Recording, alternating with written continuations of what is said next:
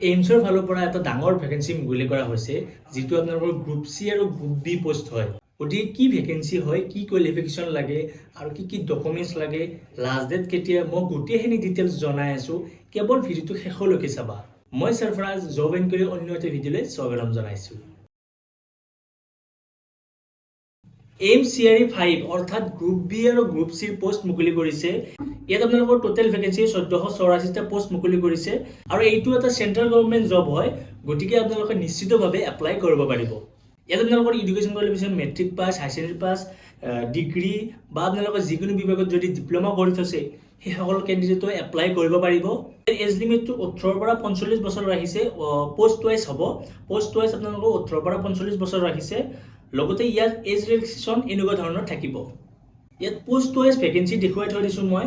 প্ৰথমটো আছে assistant dietitian, তাৰপিছত আছে জুনিয়ৰ এডমিনিষ্ট্ৰেটিভ, তাৰপিছত আছে ডাটা এণ্ট্ৰি, জুনিয়ৰ ইঞ্জিনিয়াৰ যিটো ইলেক্ট্ৰিকেল হয় সেই বিভাগতো ওলাইছে। গতিকে বহুকেইটা পোষ্ট আছে, আপোনালোকে দেখিব পাৰিছে। টোটেল আপোনালোকৰ একদম লাষ্টলৈকে চালে আপোনালোকে 57টা বিভাগত পোষ্ট মুকলি কৰিছে।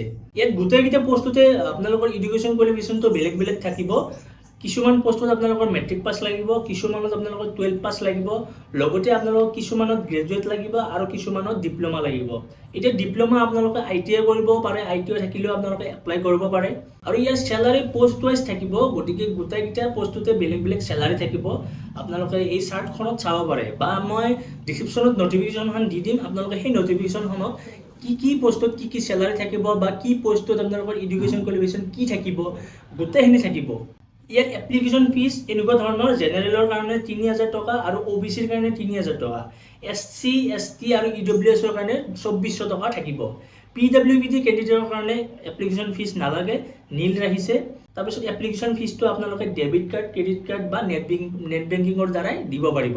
ইয়াত UPI সুবিধাটো দিয়া নাই। নেক্সট আপোনালোকৰ ইয়াৰে যিটো চিলেকশ্যন প্ৰচেছটো হ'ব, কম্পিউটাৰ বেছড এক্সাম হ'ব। আপোনালোকৰ ফাৰ্ষ্ট কম্পিউটাৰ বেছড এটা এক্সাম হ'ব, CBT এক্সাম। তাৰপিছত স্কিল টেষ্ট হ'ব। যিসকলে তাৰমানে কম্পিউটাৰ বেছড এক্সামত চিলেক্ট হ'ব সেইসকলৰ কাৰণে স্কিল টেষ্ট এটা হ'ব। স্কিল টেষ্টৰ পিছত আপোনালোকৰ ডকুমেণ্ট ভেৰিফিকেশ্যন হ'ব, তাৰপিছত মেডিকেল এক্সামিনেশ্যন হ'ব। এতিয়া CBT টেষ্টটো আপোনালোকৰ 90 মিনিটত থাকিব। MCQ 100টা MCQ থাকিব। প্ৰতিটো MCQত 4 নম্বৰকৈ থাকিব, অৰ্থাৎ 400 মাৰ্কৰ এক্সাম হ'ব। আৰু ইয়াৰে ষ্টাৰ্টিং ডেট অৰ্থাৎ এপ্লাই ডেট আৰম্ভ হৈছে 13 জুনৰ পৰা আৰু ইয়াত লাষ্ট ডেট ৰাখিছে 3 জুলাই।